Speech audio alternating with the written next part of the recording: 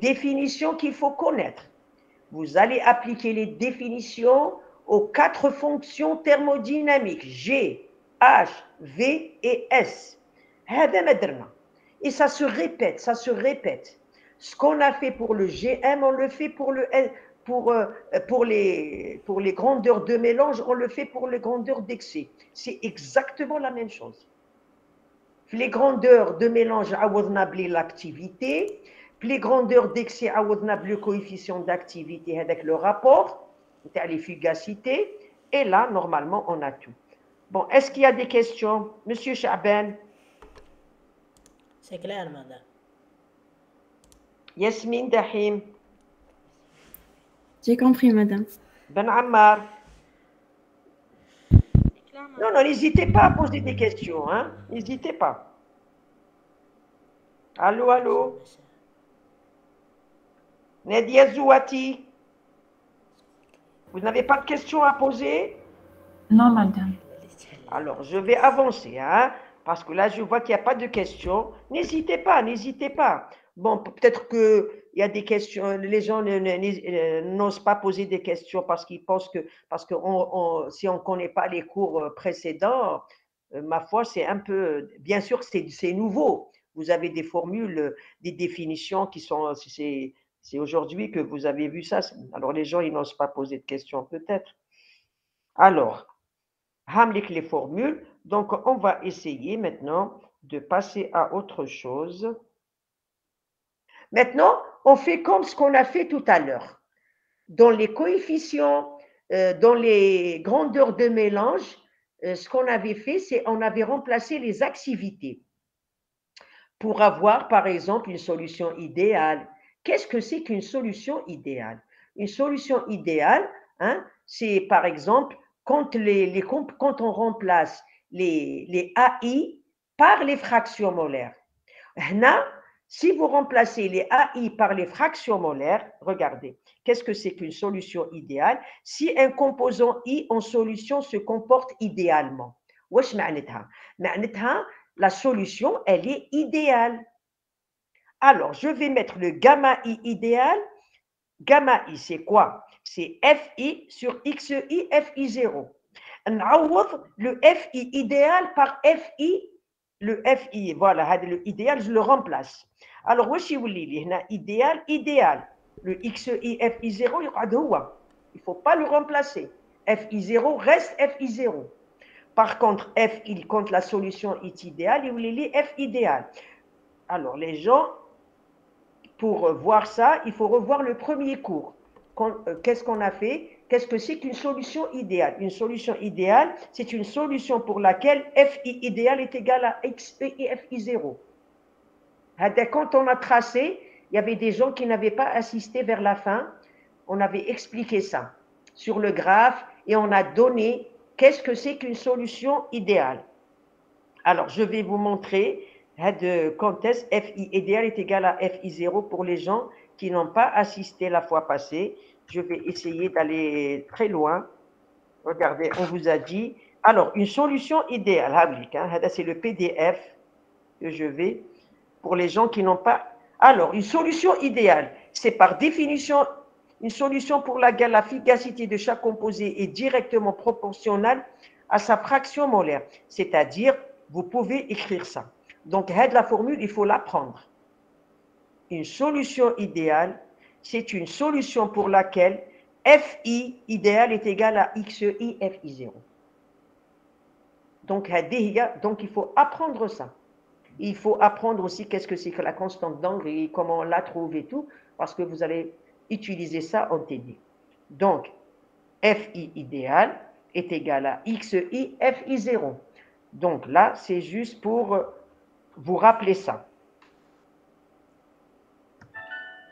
Pardon. Donc, si un composant I en solution se comporte idéalement, on sait que gamma I, c'est quoi gamma I? On vient de le voir en haut. C'est FI sur XI FI0. Si la solution est idéale, on met idéal ici, on met idéal là. Je remplace le FI idéal. Je vous ai montré, FI idéal est égal à XI FI0. Vous divisez par XI FI0 est égal à 1. Alors, qu'est-ce que c'est qu'une solution idéale? Alors, si un composant I en solution se comporte idéalement, tous les gamma I sont égaux à 1. Alors, quitte les gamma I par 1, remplaçant gamma I par 1 dans les équations 6, 7, 8, 9. Hadou les équations qu'on a trouvées en haut. L'équation 9, l'équation 8, etc. D'accord? Donc, en remplaçant, pardon, je m'excuse là. Une minute. En remplaçant, alors si la solution est idéale, quitte à les gamma I par 1, ça devient une constante. Alors, la dérivée d'une constante, c'est 0. La dérivée de 1. Parce que gamma I est égal à 1. Donc, les GE, ça devient égal à 0. Pourquoi? Parce que dans les formules, on a la dérivée de log de gamma I. C'est bon? Et donc là, comme gamma I égale à 1, donc si on récapitule, on a pour une solution idéale les GM, les HM, quand la solution est idéale. Maintenant, on a les grandeurs d'excès quand la solution est réelle. Quand la solution est réelle, les gamma, il est quelconque. Mais quand la solution est idéale, les gamma par 1. Donc les G et Kem sont égales à. Alors, qu'est-ce que c'est qu'une solution idéale?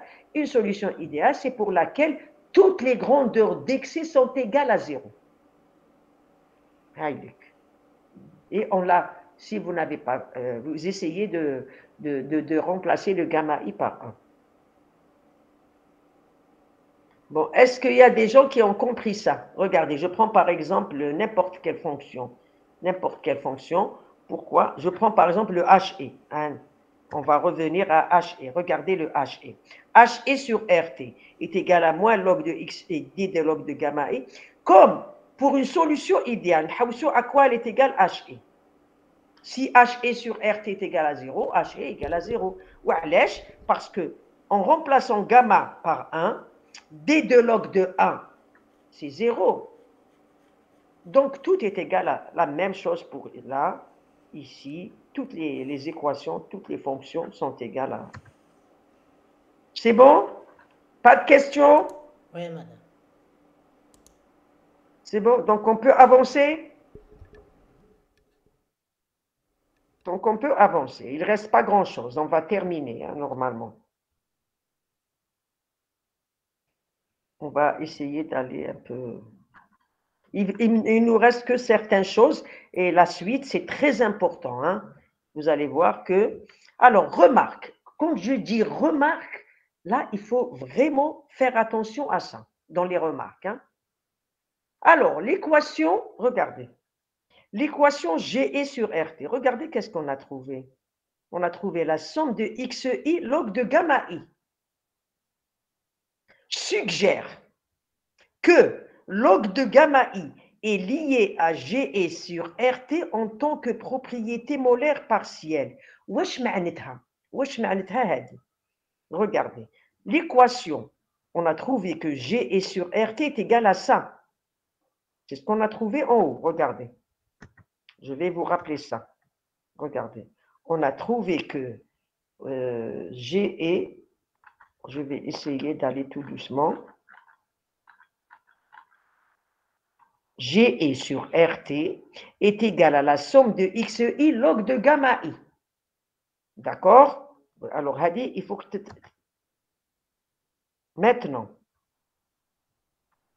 c'est pour vous la montrer, Hadi, suggère que log de gamma I est lié à GE sur RT en tant que propriété molaire partielle. Wesh معناتها هاد la phrase.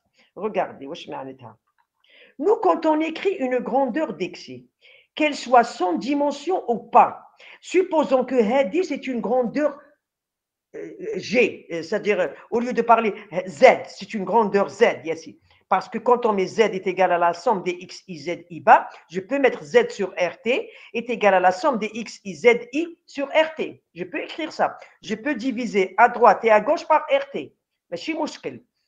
Alors, imaginez que Z, ou le Z, c'est GE sur RT. Qu'est-ce que vous allez écrire? Vous allez écrire que GE sur RT est égal à la somme des XI GE sur ZI bar, c'est-à-dire GI bar sur RT. Écrivez bien ça. Hein? Alors, ZI bar est égal à log de gamma I. Parce que regardez ici. Supposons que Hadi c'est Z. Et le log de gamma I, parce que la formule c'est comme si vous avez Z ou la somme des XI, ZI bar. Alors, cette formule-là, elle ressemble, c'est comme si le ZI, d'accord, regardez ici, le log de gamma I, c'est le ZI bar. D'accord? Donc, qu'est-ce que vous allez mettre? Donc, log de gamma I, on démontre que log de gamma I, ça, il faut que je vous la fasse en présentiel. Hadi, si vous me rappelez, parce qu'il faut que je prenne un bout de craie. Je l'explique ici.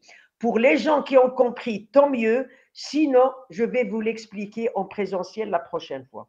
Parce que qui déroule l'analogie entre ça, je vous dis tout, c'est-à-dire qu'il faut remplacer le Z par GI sur RT. Qu'est-ce que vous déduisez? Vous déduisez que ZI bar est égal à log de gamma I qui est égal à D de NGE sur RT sur D de N1. Parce que ça devient une propriété partielle, ZI bar. Parce que regardez, quand vous faites les Wesmo, c'est-à-dire essayez de mettre la fonction NA. Vous la mettez ici. Z. La somme des XI, ZI bar. Sur le log de gamma I, il est égal à ZI bar. Et on sait que ZI bar, c'est quoi? C'est D de NZ sur D de N1. Le Z internet, c'est GE sur RT. Alors, pour les gens qui ont, parce que je ne peux pas expliquer ça verbalement comme ça, s'il y avait un bout de craie, j'aurais expliqué ça très bien. D'accord? Bon, pour les gens qui ont compris, en faisant l'analogie entre cette fonction et cette fonction, vous allez voir que, alors, les gens qui ont compris, tant mieux. Sinon, la formule, il faut la retenir parce qu'on va l'utiliser même dans les examens et dans les séries d'exercices. La formule qui est très importante. Quand on vous dit à quoi est égal log de gamma I est égal à ça.